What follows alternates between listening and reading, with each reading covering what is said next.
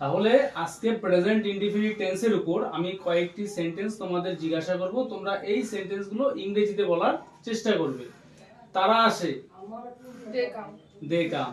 তারা আসে না, দে ডোন্ট কাম। তারা কি আসে, তুমি কি আসো, সে আসে না, সে আসে না, হি does not come। কারণ এখানে subject third person singular number. সে আসে না। সে কি ক্রিকেট খেলে, ডাজ হি প্লে ক্রিকেট। এটি কারেক্ট সেন্টেন্স। তোমার ভাই কি ক্রিকেট খেলে, does your brother play cricket. তোমার ভাই কি ক্রিকেট খেলে। তারা ইংরেজি শেখে না, তারা ইংরেজি শেখে না, they do not learn English. এখানে সাবজেক্ট তারা third person plural, they do not learn English. তুমি কি ইংরেজি শেখো, ডু ইউ লার্ন ইংলিশ। আমি ইংরেজি শিখি না, আই ডোন্ট লার্ন ইংলিশ। এখানে সাবজেক্ট ফার্স্ট পারসন আই, তো আই ডোন্ট লার্ন ইংলিশ। তো আমরা ডাজ নট কখন বলবো, যখন subject third person singular number হবে, অর্থাৎ আমি, আমরা, তুমি, তোমরা বাদ দিয়ে যদি একজন ব্যক্তি হয় তাহলে সেটা হবে third person singular number subject. সেক্ষেত্রে আমরা ভার্বের সঙ্গে এস ইএস অ্যাড করব। তোমার ভাই কি একটি গাড়ি চালায়, Does your brother drive a car? Does your brother drive a car.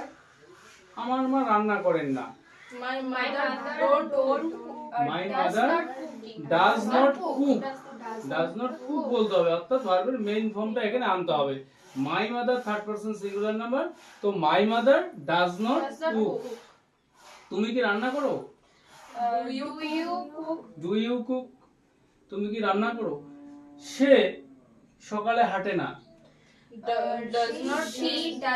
She does not walk walk in the morning। তুমি কি সকালে হাঁটো, do you work in the morning।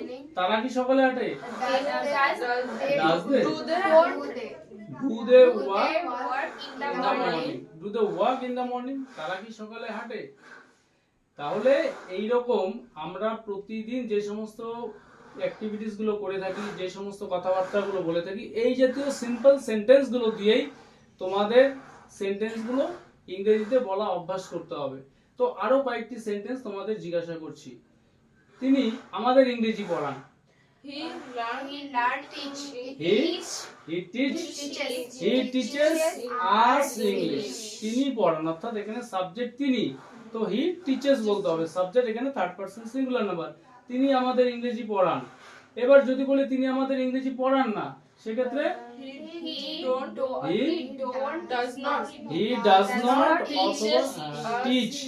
এক্ষেত্রে আমরা আবার টিচেস বলবো না, কারণ ডাজ ইউজ করা হয়েছে। he does not অথবা she does not teach us English। তিনি আমাদের ইংরেজি পড়ান না। আমি ইংরেজি শিখতে চাই, I learn English চাই, I want to learn। এখানে ভার্বের আগে টু ইউজ করতে হবে, I want to learn English। আমি ইংরেজি শিখতে চাই। তুমি কি ইংরেজি শিখতে চাও, do you learn English do you want to learn English। অর্থাৎ তুমি কি ইংরেজি শিখতে চাও।